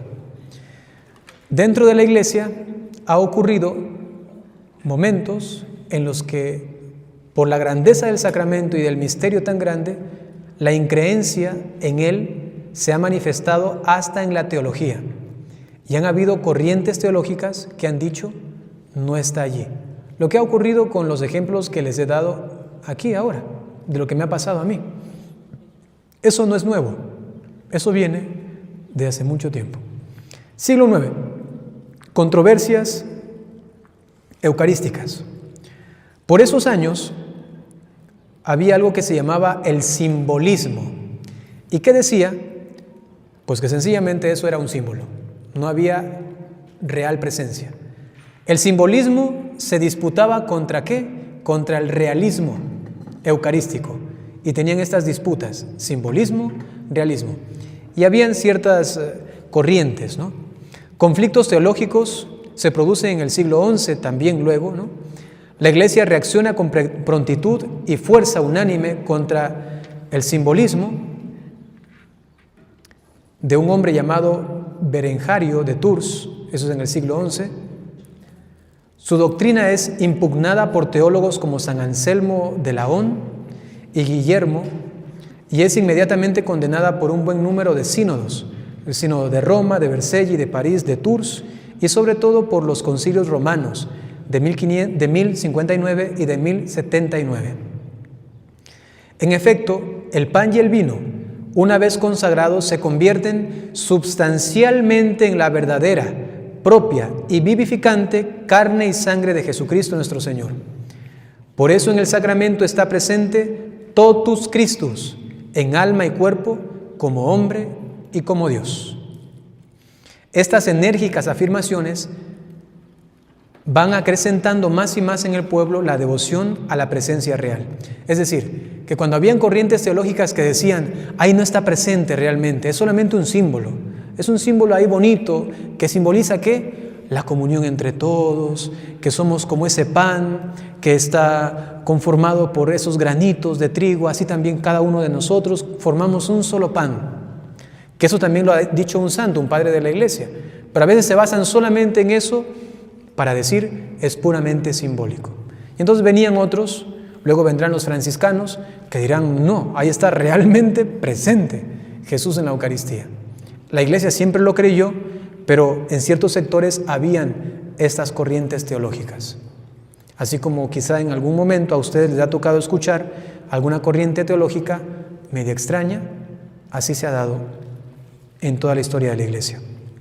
Vamos a avanzar un poquito. Aquí hay algunos detalles de fechas del siglo XI, del siglo XII, pero por el tiempo, que solamente me faltan 20 minutos, vamos a avanzar un poquito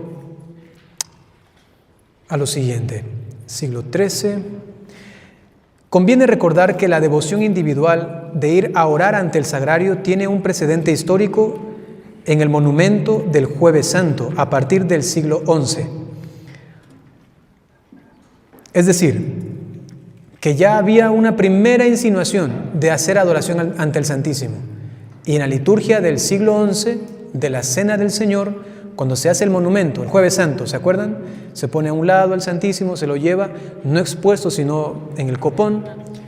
Allí ya como que venía, ¿y si hacemos más de esto? Y si no solamente el jueves, sino que el Jueves Santo, una vez al año, sino que comenzamos a adorarlo un poco más. El monumento del Jueves Santo está en la prehistoria de la práctica de ir a orar individualmente ante el sagrario, devoción que empieza a generalizarse a principios del siglo XIII. Recién en el siglo XIII venían personas, se arrodillaban frente al sagrario y se quedaban en oración. Siglo XIII. En ese mismo siglo comienzan las aversiones contra la Eucaristía. No voy a leerlo, voy a decirlo así, algunos breves rasgos para entenderlo. Escuchen, habían por ejemplo los cátaros o la herejía de los albigenses. ¿Ellos qué decían? Todo lo físico, lo material es malo y por eso es imposible que Dios venga a algo material. Se hablaba del cuerpo como algo dañino, las relaciones sexuales también como algo no querido por Dios. No sé de dónde lo sacaban, pero decían, eso no es querido por Dios, aunque Dios dice, vayan y multiplíquense. Ellos repudian el cuerpo, pero miren, que hasta repudiando el cuerpo, como es un desorden, porque no está bien repudiar el cuerpo, repudiando el cuerpo, ellos caían en las más grandes aberraciones sexuales. Porque decían, el cuerpo no sirve para nada. Le quitan la dignidad al cuerpo. Jesús tuvo un cuerpo, imagínense. Le quitan la dignidad, no sirve para nada. Y si tengo relaciones, como no es nada, no pasa nada. Y se entregaban a los placeres. Todo lo desordenado siempre nos desordena. Aunque sea, digamos, mi pensamiento contrario a esto, a la final termino cayendo. Es lo que ocurre a veces, inclusive en la formación sacerdotal. Aversión a las mujeres, ¿no? Uy, no, ya, me pongo aquí como esas, ¿cómo es? Orejeras, así. Y no, solamente adelante y no puedo ver ninguna chica, no puedo ver nada, no. Y yo conozco un caso concreto de un sacerdote que era así, mujeres, no. Se ordenó más o menos un año y se fue con una chica. ¡Qué dolor! Porque la aversión a eso, por no ordenarlo naturalmente, termina luego esa represión desembocándose en alguna cosa así, ¿no? Y estos cátaros, los albigenses, pensaban así. Lo físico no. Y caían en estos pecados y por otro lado decían, es imposible entonces que Cristo esté en materia, en un pan. ¿A dónde llevaba esto? A ciertas expresiones como las siguientes. Tomaban la Eucaristía y la botaban al suelo, para que la gente pierda la devoción en la Eucaristía y piense, ahí no está. Tomaban la Eucaristía, la ponían en una bolsa y las amarraban en los árboles.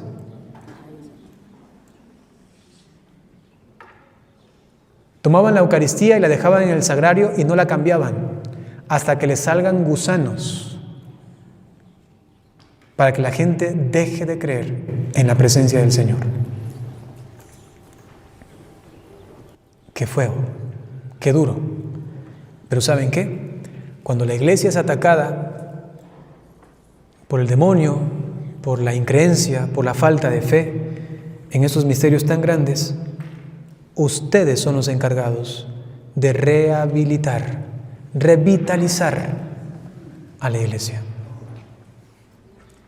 Porque los laicos fueron entonces los que comenzaron a decir, no, así no puede ser. Y si es que el sacerdote o estos teólogos o estos hombres dicen que ahí no está presente, nosotros más vamos a ir de rodillas ante el sagrario, más vamos a adorar al Señor en la Eucaristía, más vamos a recibir devotamente a Jesucristo.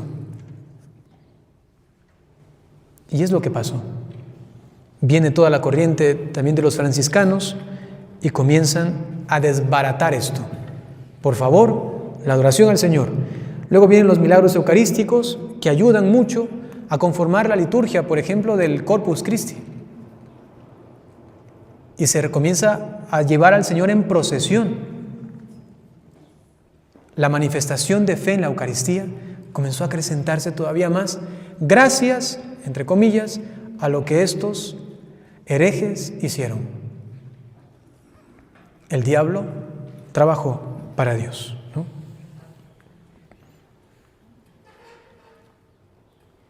Frente a tales degradaciones, se producen en esta época grandes avances en la devoción eucarística. Entre otros muchos podemos considerar el testimonio impresionante de San Francisco de Asís. Poco antes de morir, en su testamento, pide a todos los hermanos que participen siempre de la inmensa veneración que él profesa hacia la Eucaristía y a los sacerdotes.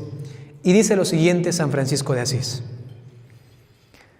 y lo hago por este motivo, porque en este siglo nada veo corporalmente del mismo Altísimo Hijo de Dios, sino su santísimo cuerpo y su santísima sangre, que ellos reciben y solo ellos administran a los demás. Y quiero que estos santísimos misterios sean honrados y venerados por encima de todo y colocados en lugares preciosos. Esta devoción eucarística tan fuerte en el mundo franciscano también marca una huella muy profunda que dura hasta nuestros días en la espiritualidad de las clarisas. En la vida de Santa Clara, del siglo XIII, escrita muy pronto por el franciscano Tomás de Celano, hacia 1255, se refiere un precioso milagro eucarístico. Asediada la ciudad de Asís por un ejército invasor de sarracenos, son estos puestos en fuga en el convento de San Damián por la Virgen Clara. Ella, pues, se presenta allí de la siguiente manera: esta, Clara, impávido el corazón, manda, pese a estar enferma, que la conduzcan a la puerta y la coloquen frente a los enemigos, los musulmanes, llevando ante sí la cápsula de plata. Estaba como en el ciborio, digamos así, encerrada en una caja de marfil donde se guarda con suma devoción el cuerpo del santo de los santos. De la misma cajita le asegura la voz del Señor: yo siempre te defenderé. Y los enemigos, llenos de pánico, se dispersan. Y es lo que ocurrió.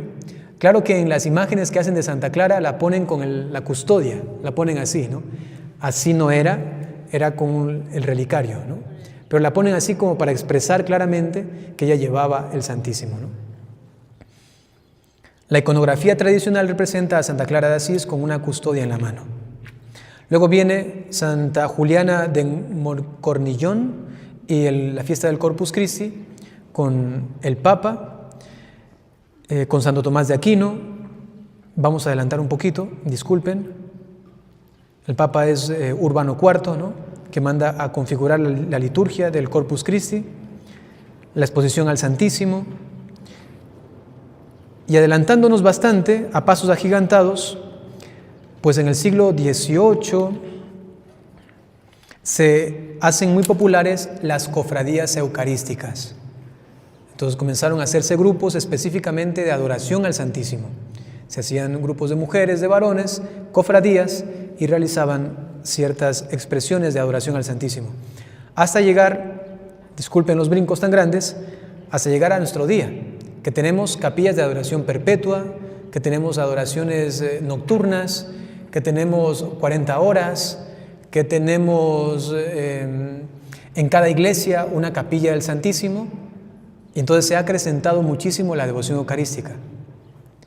Pero cuando llegó como a su culmen, ¿no?, como aquí, ahora al parecer está como yendo en declive, ¿no? Y digo, no ha ayudado, considero personalmente, no ha ayudado la comunión en la mano, no ha ayudado los ministros extraordinarios de la comunión que lo hacen cuando es ordinariamente, no ha ayudado nuestra falta de fe, de increencia y de adoración al Santísimo. Solamente les pido, entonces, reflexionar al respecto. Hoy vamos a tener una noche también de adoración, así que hay que pedir al Señor, aumenta nuestra fe en tu presencia. Luego hay comunidades religiosas que también son eucarísticas, ¿no? Que ustedes seguramente habrán escuchado, las adoratrices, siervas del Santísimo Sacramento, los sacerdotes y las siervas del Santísimo Sacramento, y así, hay muchas otras, ¿no? Luego se han dado también congresos eucarísticos, ¿han escuchado esto? Por ejemplo, este año va a ser ¿en dónde? En Ecuador, será ahí en mi tierrita, ahí va a ser el congreso eucarístico, y así van realizándose cada cuantos años, ¿no?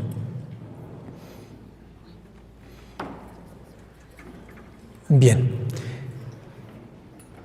Solamente voy a terminar haciendo una pequeña conjunción con el Sagrado Corazón de Jesús.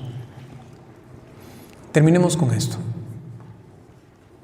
Es muy interesante que en los milagros eucarísticos se dice que lo que se manifiesta es el miocardio ventrículo izquierdo del corazón, que es como la parte más íntima del corazón, más vital. Y Jesús ha querido manifestar en la hostia, gracias a los milagros eucarísticos, que lo que está presente allí es su corazón. Evidentemente que no es solo su corazón, es todo su ser, ¿no? Por eso el milagro eucarístico es solamente una manifestación simbólica y real de su cuerpo. Simbólica porque no aparece Él completo, pudiese aparecer ahí, no sé, algo así. Y no lo hace así, sino que es simbólica y real porque es su cuerpo, pero simbólica porque lo quiere expresar de la manera más íntima. Lo que quiero mostrarles es mi corazón sagrado, allí presente. De esto ya vamos a hablar cuando nos comparte la hermana al respecto de los milagros eucarísticos. Algo tan bonito. Y entonces piensa en esto. Eucaristía es un alimento que nos llega a todos. ¿Cuánto cuesta una hostia? 3 centavos. Todos tenemos acceso a ella. Corazón de Jesús, tan cercano que tomó algo físico que también tenemos nosotros. Imagínate, ahorita no, si quieres hazlo, pero si tú escuchas su corazón palpitar, ¿no? Y te imaginas, así palpitaba el corazón de Jesús.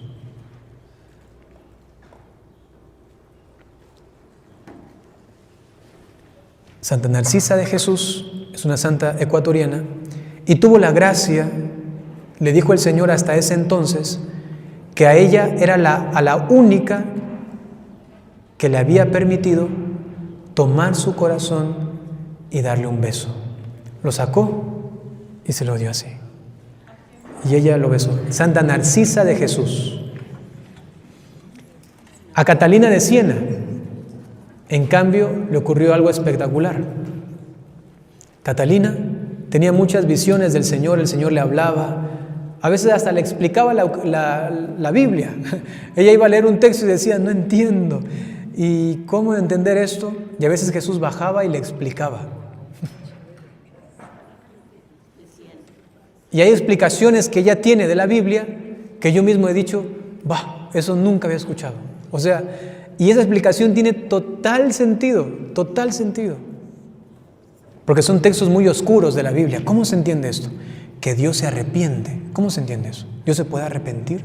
Y ella lo explica, porque le explicó Jesús. No les voy a decir, para que lean a Catalina. De Siena, la gran reformadora de la iglesia, dominica, seglar. Y entonces a Catalina le ocurrió algo. Vio a Jesús y Jesús le estaba entregando su corazón y se dio lo que ella llama el intercambio de corazones. Y ella se sacó el suyo místicamente, se lo saca y se lo da. Le dice, mi corazón dañado, sucio, maltrecho, ¿no? Te lo ofrezco. Y Jesús lo acepta. Y le da su corazón a ella y ella se lo pone, ¿no? Eso es la Eucaristía. A Santa Catalina. Eso es la Eucaristía. Esa es la comunión, me refiero. La devoción eucarística nos lleva a experimentar el sacrificio de Cristo que se nos da totalmente y se nos ofrece, y la forma más cercana nuestra, más sensible es el corazón.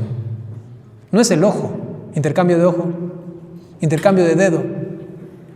Cuando tú dices intercambio de corazón, estás refiriéndote a lo más íntimo, no al órgano en sí mismo, sino a toda tu potencialidad, tus fuerzas interiores, tu capacidad de bien, de amor,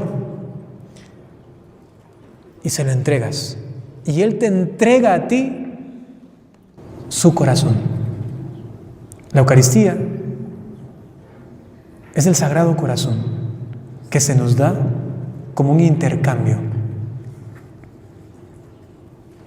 Parecería ser maravilloso, pero es lo que ocurre en la comunión. Es que eso es lo que pasa. Nos unimos tanto a Él que ya no sabemos si soy yo o es Él el que está aquí.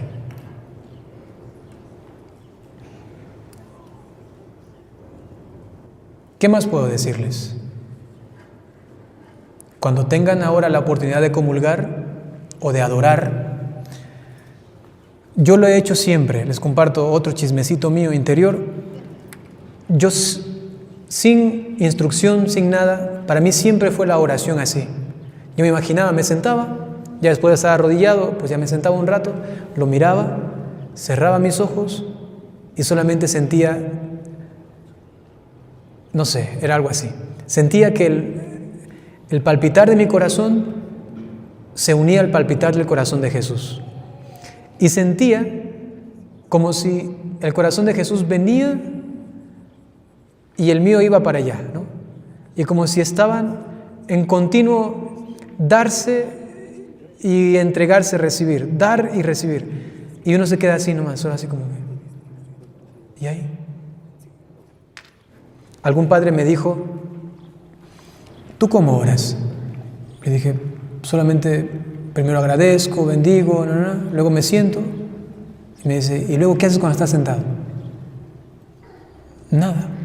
Solamente estoy ahí con Él. No le dije eso del corazón ni nada. Y me dijo, tú puedes orar, me decía, ¿cómo decirlo? Tú puedes orar de forma pasiva. Esa es la oración pasiva de Santa Teresa de Ávila, que es calmado, ya, callado, tranquilo. Deja que Él hable, deja que Él haga. Porque a veces estamos acostumbrados a que yo tengo que hacerlo todo y todo y todo, y que no es que está mal, no es que está mal que yo me esfuerce, que ore, que rece el rosario. A mí me encanta rezar el rosario, me encanta cantar. No está mal que uno cante, pero a veces uno se acostumbra. Si no está la guitarrita, tilín, tilín, tilín, tilín, como que uno está aburrido y ahora, ya llegó, ahora sí se va a poner esto fuerte, ahora sí vamos a llorar, ahora sí no se va a calentar. Así no es. Hay que tener cuidado. Lo uno nos ayuda, pero el resto hay que aprender a tener una oración íntima con Jesús, Eucaristía, y les puede servir el símbolo del corazón. Te quedas allí, una unión de corazones. Estoy contigo, Señor. Ya, nadie me moleste. Santa Gema Galgani decía, el único momento en el que puedes ser egoísta es cuando estás orando. Vino su tío y le dijo, perdón, no me molestes, estoy con Jesús. Y el tío, perdón, y se tenía que ir. Gema Galgani. Es la única situación en la que puedo ser egoísta, decía ella. Sí. Ok, sencillamente terminemos haciéndoles esta recomendación.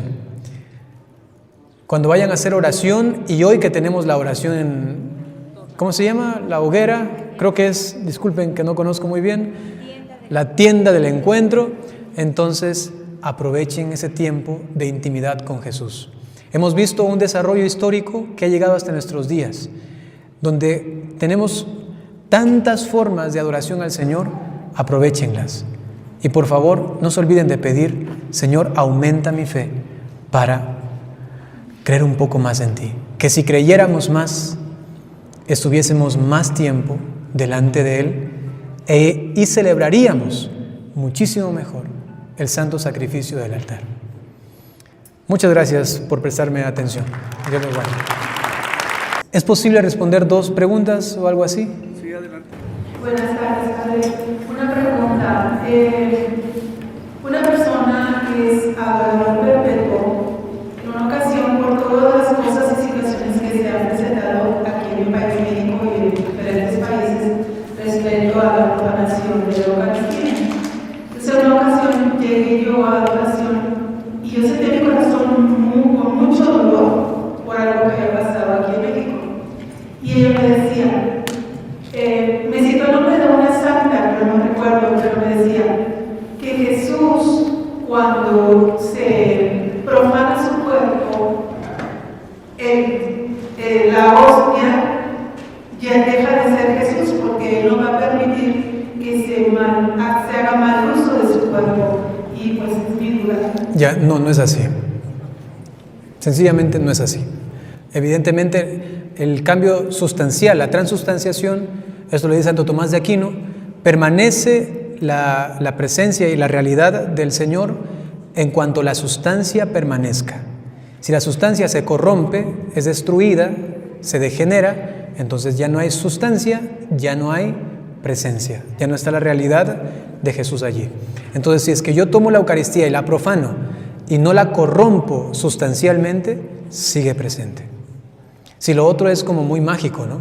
Como que me van a profanar, me voy.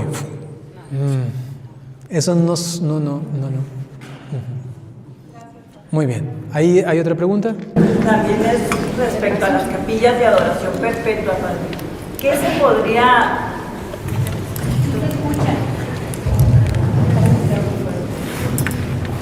Bueno, es respecto también a las capillas de adoración perpetua. ¿Qué se podría hacer, padre, o que nos recomienda a quienes somos adoradores perpetuos, el que se enamoren más de Jesús? Porque batallamos para que sean realmente adoradores perpetuos, que se comprometan, sobre todo en la madrugada, que es cuando están solitos, ¿verdad? ¿Qué sería conveniente, padre, para despertar la llamita en el corazón de tantos que nos llamamos católicos, pero que no queremos comprometernos? Bien. Por ejemplo, la experiencia que tengo yo es que cuando uno hace algo parecido como esto, ¿no?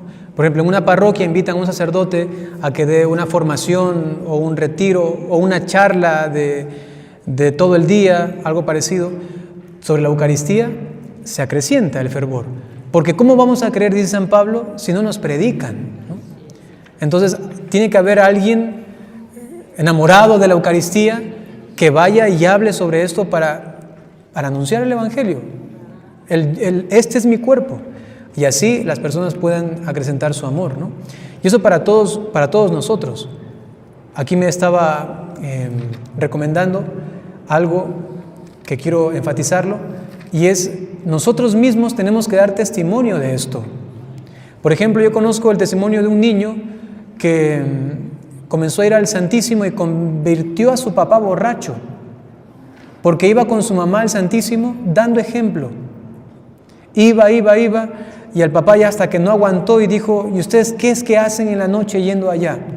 Y les dijeron, sobre todo el niño: papi, acompáñanos. Y fue una noche, y fue otra noche, y salió de su vicio del alcoholismo.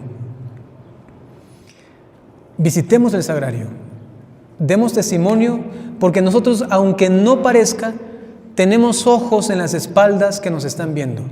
Hay personas curiosas que aquí qué hará y que no sé qué. A mí me ha pasado que cuando yo reconocí la presencia de Jesús en la Eucaristía, era por la devoción de una chica que me habló de la Eucaristía, y que yo la veía, iba al Santísimo y estaba así.